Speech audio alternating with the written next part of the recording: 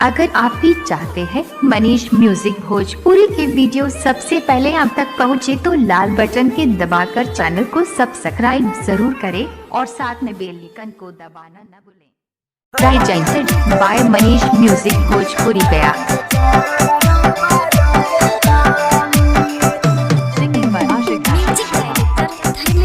Recording by Manish music Bhojpuri. सुन गे छौड़ी गया जिला से बारातिया आओगे। सुन गे छौड़ी गया जिला से बारातिया आओगे। हे गे बारातिया आओगे तोरा बहनी के बदले अपन भैया दिल आओगे। तोरा बहनी के बदले बड़का भैया दिल आओगे।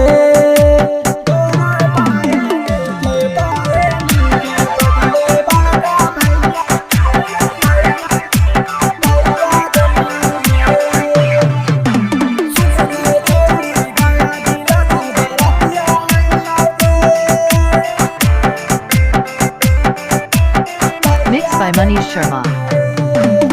बेलकम तू कार साली आरती उतारी गे कर दुआर पूजा हाली खड़बा दुआरी गे।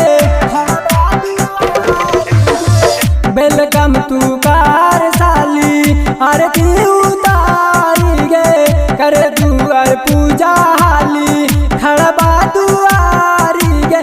अखिया न मारतौ सबे बारातिया सुन गे छौड़ी।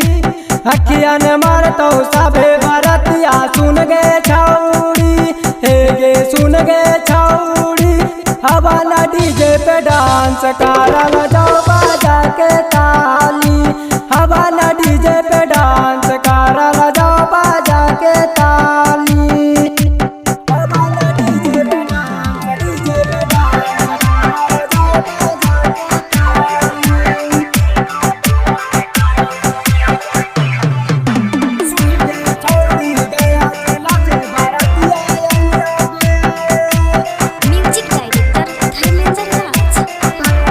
Mixed by Manish Sharma।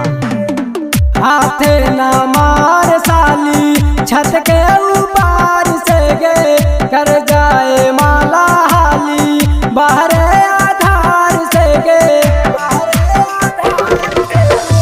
हाथे न मार साली छत के ऊपर से गे कर जाए माला हाली बाहरे आधार से गे। आशी का सोकवा जीतू मनीषवा दे तो न मरिया गे।